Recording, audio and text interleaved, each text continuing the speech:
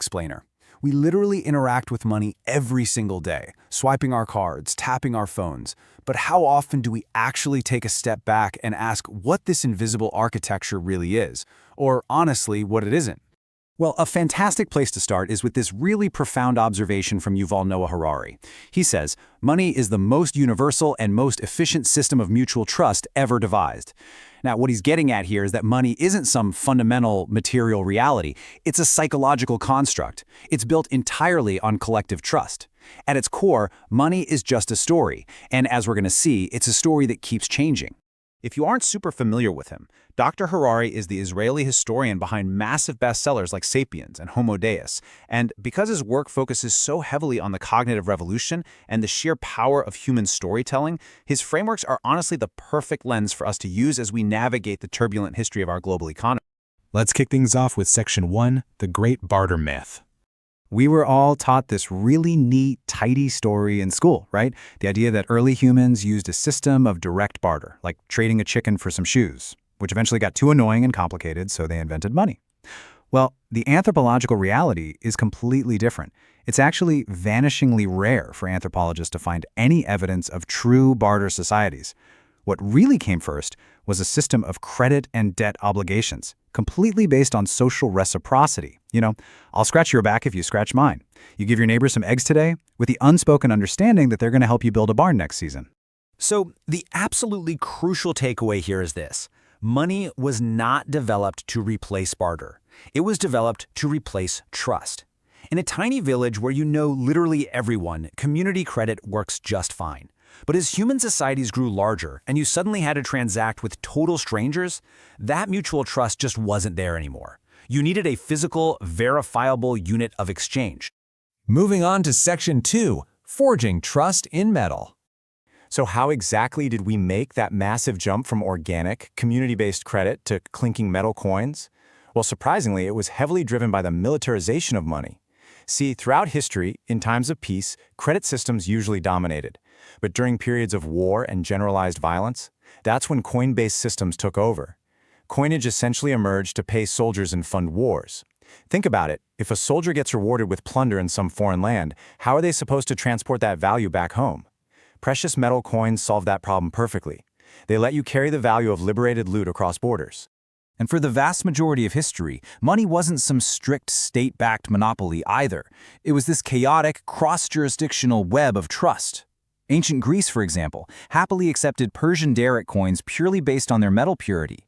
By the 9th century, China had actually developed the very first paper money, these negotiable certificates famously called flying money.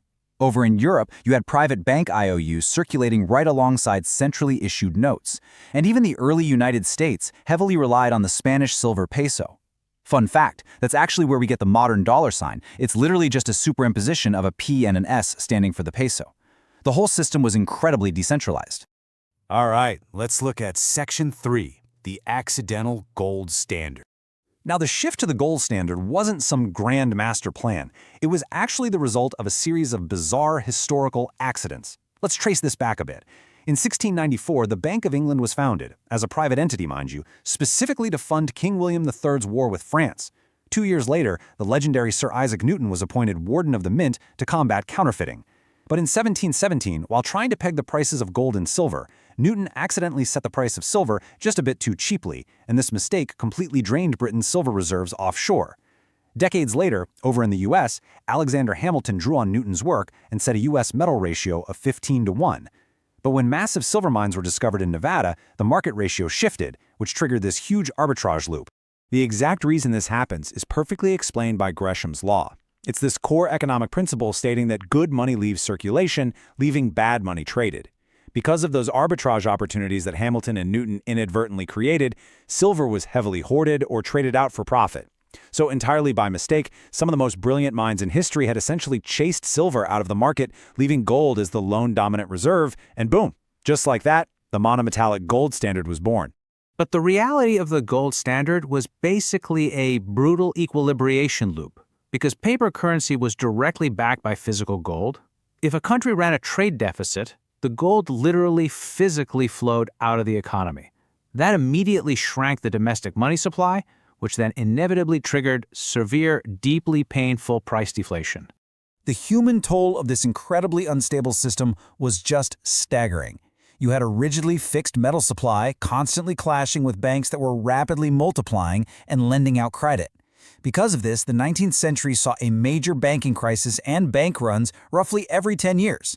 Everyday people suffered deeply through cruel recessions and plummeting life expectancies, all just to maintain a shiny metallic peg. Which brings us to Section 4, the funny money era. As World War II was drawing to a close in 1944, a massive showdown took place at a resort called Bretton Woods. On one side, you had the legendary economist John Maynard Keynes. He proposed this brilliant, flexible international unit of exchange called the Bancor to ensure a fair balance of global trade. On the other side was Harry Dexter White, representing the United States. And look, while Keynes definitely had the more elegant economic argument, White had the raw power. At the time, the U.S. was the preeminent creditor nation, churning out half of all global industrial production. White famously refused to let the U.S. be repaid in what he stubbornly called funny money. So raw power won the day, and the U.S. dollar was officially installed as the dominant, unlimited global reserve currency. Of course, as we know, that system eventually cracked under the pressure. In 1971, President Richard Nixon officially ended the dollar's convertibility to gold, catapulting the world into an era of infinite financial complexity.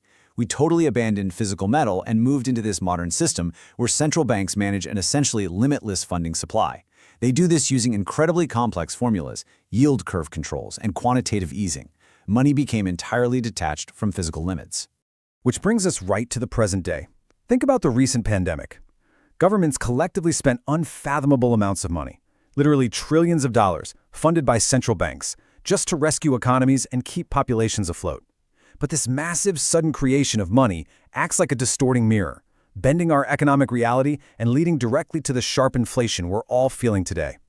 The story of money is shifting again, right under our feet, as the sheer supply of it continues to alter the world around us. And this brings us full circle right back to Yuval Noah Harari. He warns that we are rapidly entering an era of dataism, where our biological choices and trust are increasingly being outsourced to machines. So I want to leave you with this final thought. We've clearly seen that money was never some fundamental physical law. It's just a story we tell each other to replace trust. But if money is merely a fiction built entirely on human trust, what happens to the global economy when our trust permanently shifts away from organic human institutions and entirely over to inorganic algorithms? Thanks for tuning into this explainer, and definitely keep questioning the systems around you.